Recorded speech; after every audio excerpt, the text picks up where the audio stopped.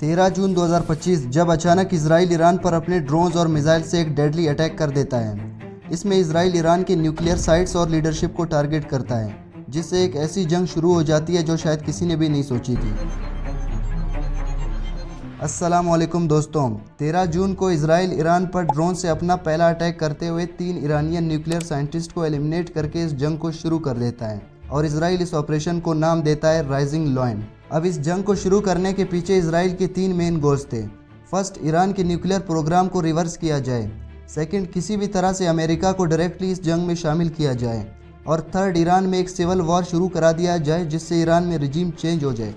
अब ईरान के nuclear programme को डिस्ट्रॉय करने के लिए इजराइल अपने ड्रोन्स और मिसाइल से बहुत सारे अटैक तो करता है, जिसमें 14 ईरानियन न्यूक्लियर साइंटिस्ट और 11 टॉप के ईरानियन मिलिट्री ऑफिशियल्स को एलिमिनेट किया जाता है। इसके अलावा 2 ऑन ग्राउंड न्यूक्लियर साइट्स को भी टारगेट किया जाता है। लेकिन किसी भी कंट्री के न्यूक्लियर प्रोग्राम को रिवर्स या डिस्ट्रॉय करने के लिए 2 ही चीज़ें इंपॉर्टेंट होती हैं। पहला, इस कंट्री का यूरेनियम, और दूसरा वो मशीनरी जिससे इस यूरेनियम को प्रोसेस किया जाता है। और ईरान ने अपने ऐसे न्यूक्लियर साइट्स 200 से 300 फीट ज़मीन के अंदर बनाए हैं, जहां कोई भी मिसाइल इनको डैमेज नहीं कर सकता। अब इन इजरायली अटैक्स के रिस्पॉन्स में ईरान अपना ऑपरेशन वादा सादिक 3 शुरू करता है, जिसके पहले वेव में ही ईरान 100 से भी ज़्यादा मीडियम रेंज बैलिस्टिक मिसाइल से इजराइल पर अटैक कर देता है। इस तरह के अटैक से बचने के लिए इजराइल अमेरिकन आयरन डोम डिफेंस सिस्टम इस्तेमाल करता है, जिसमें इंटरसेप्टर यूज़ होते हैं किसी भी मिसाइल को हवा में डिस्ट्रॉय करने के लिए। इजराइल के पास रिपोर्ट्स के अकॉर्डिंग 600 से 650 इंटरसेप्टर्स थे इस जंग के शुरू होने से पहले, जो इजराइल ने अमेरिका से ख़रीदे हैं।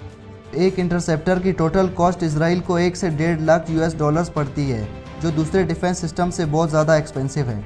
अब पहले ईरानियन अटैक में आयरन डोम ने 80 से 85% ईरानियन मिसाइल्स को इंटरसेप्ट कर लिया, लेकिन इसके अगले 5 दिन में ईरान ने और 320 बैलिस्टिक और सजील मिसाइल्स इजराइल पर फायर कर दिए, जो इजराइल ने कभी शायद अपने सपने में भी नहीं सोचा होगा। और ये missiles Israeli power plant, oil refinery, stock exchange, यहाँ तक कि मुसाद के हेडक्वार्टर और दूसरी बहुत सारी बिल्डिंग्स को हिट कर जाते हैं, जो आयरन डोम की एफिशिएंसी को लेकर अमेरिकन और इजरायली क्लेम्स पर एक बहुत बड़ा सवाल है।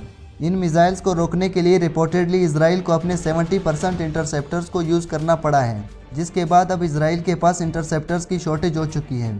अगर आने वाले कुछ दिनों में सीज़ फायर नहीं होता तो Israeli parliament, air bases, ports Iranian missiles के निशाने पर होंगे। अब ईरान अपने इजराइल पर अटैक्स को और तेज़ करेगा, जिससे कि वो इजराइल और अमेरिका पे प्रेशर बना सके कि वो ईरान के टर्म्स एंड कंडीशंस पे एग्रीमेंट करें।